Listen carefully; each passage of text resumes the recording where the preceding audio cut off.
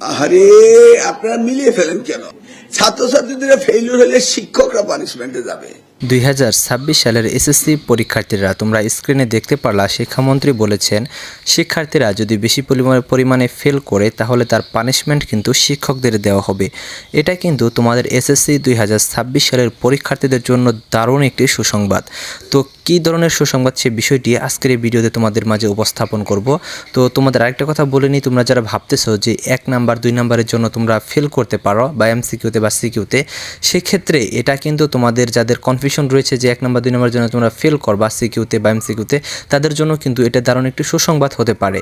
তো পুরো ভিডিওটি যদি তুমি দেখো তাহলে কিন্তু স্পষ্টভাবে বুঝতে পারবা। এবং তোমরা যারা শিক্ষার্থীরা রয়েছ তোমাদের এসএসসি পরীক্ষা সম্পর্কিত সকল ধরনের তথ্য এবং তোমাদের পরীক্ষার পর রেজাল্টের পর কলেজে ভর্তির A to Z ইনফরমেশনগুলো কিন্তু তোমরা আমাদের চ্যানেল থেকেই পেয়ে যাবা।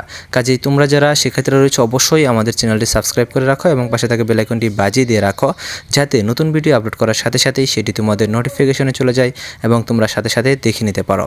সো তোমরা যারা শিক্ষার্থীরা রয়েছ, তো তোমাদের আজকের এই ভিডিওর টপিক হচ্ছে যে তোমাদের যে শিক্ষামন্ত্রী বলে দিয়েছে যে শিক্ষার্থীরা যদি বেশি পরিমাণে ফেল করে সেটার পানিশমেন্ট শিক্ষকদের উপরে যাবে। এটা তোমাদের জন্য কতটুকু সুযোগ বা কতটুকু সুবিধা বয়ে আনতে পারে বা তোমাদের রেজাল্টের ক্ষেত্রে সেই বিষয়টি উপস্থাপন করছি। তার আগে তোমাদের অনেক প্রশ্ন রয়েছে। আসলে তোমাদের প্রত্যেকটা প্রশ্ন নিয়ে ভিডিও তৈরি করা সম্ভব হয় না। তোমরা অনেকে এই ফেসবুকে SMS দিয়ে আমাদের ফেসবুকে যে SMS দিয়ে জিজ্ঞেস করতেছো, অনেকে ভিডিওতে কমেন্ট করে জিজ্ঞেস করতেছো। তো দেখো, তোমরা যারা শিক্ষার্থীরা রয়েছে অনেকে রিপ্লাই দিচ্ছি এবং আশা করি সবাইকে রিপ্লাই দিব। তোমরা যারা শিক্ষার্থীরা রয়েছে অবশ্যই তোমরা আমাদের ফেসবুক পেজটি ফলো করে রাখবা এবং তোমাদের কোনো প্রশ্ন থাকলে আমাদের ফেসবুক পেজে অবশ্যই তোমরা মেসেজ দিয়ে জিজ্ঞেস করবা। আমাদের ফেসবুক পেজের লিঙ্কটা এই ভিডিওর প্রথম কমেন্টে কিন্তু দেওয়া থাকবে। তো যাই হোক, তোমাদের যে বিষয়টি বলছিলাম যে তোমাদের শিক্ষকদের যে শাস্তির আওতায় আনা হবে এই কথাটি শিক্ষামন্ত্রী বলেছেন। এটার জন্য কিন্তু অসংখ্য শিক্ষার্থী কিন্তু লাভবান হতে পারে। যেমন ধরো 2-1 নাম্বারের জন্য যদি কোনো শিক্ষার্থী ফেল করে, দেখা যায় যে ভালো করে খাতা দেখলে হয়তো বা ওই শিক্ষার্থী পাশ করে যেত বা পাশ করে দেওয়া যেত, এই টাইপের যদি মনে করো যে অনেক শিক্ষার্থী ফেল করে, তাহলে সেই সব টিচারদের কিন্তু অবশ্যই কিন্তু শাস্তির আওতায় আনা হবে। কারণ 1 নাম্বার 2 নাম্বারের জন্য ফেল করেছে, খাতাটা ভালো করে রিসার্চ করে দেখতো যে আসলে পাশ করে দেওয়া যায় কিনা। 1 নাম্বার 2 নাম্বারের জন্য ফেল যদি থাকে সেই ক্ষেত্রে কিন্তু এটা নিয়ে কড়াকড়ি অনেক বেশি হবে এবং প্রত্যেকটা শিক্ষককে কিন্তু এটা নিয়ে জবাবদিহি করতে হবে।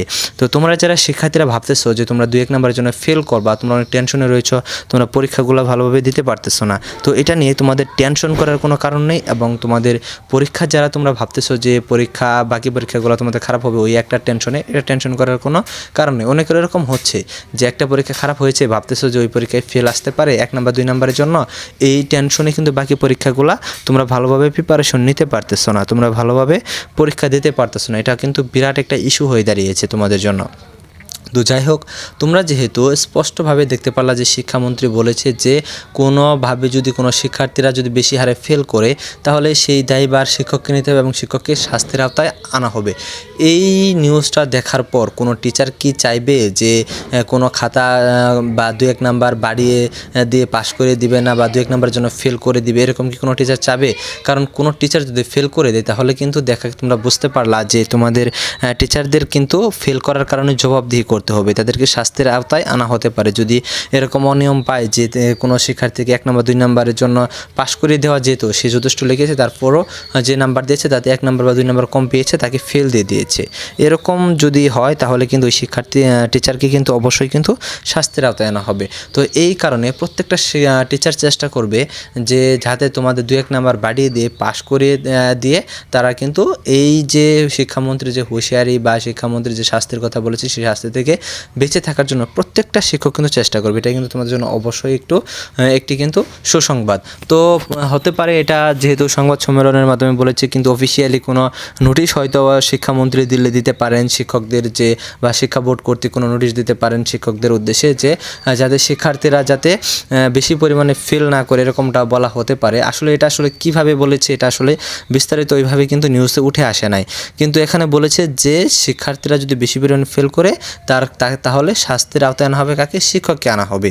তো এই বিষয়টি যেহেতু স্পষ্ট না, তারপরেও এটা থেকে কিন্তু বোঝা যাচ্ছে যে তোমাদের যে খাতা রয়েছে সেই খাতাটা কিন্তু অবশ্যই কিন্তু খুবই ভালোভাবে দেখা হবে, এবং তোমরা যারা 2 নম্বরের জন্য ফেল করবা তাদেরকে অবশ্যই কিন্তু পাশ করে দেওয়ার চেষ্টা করবে শিক্ষকরা, শুধুমাত্র এই শাস্তির আওতা থেকে বাঁচার জন্য।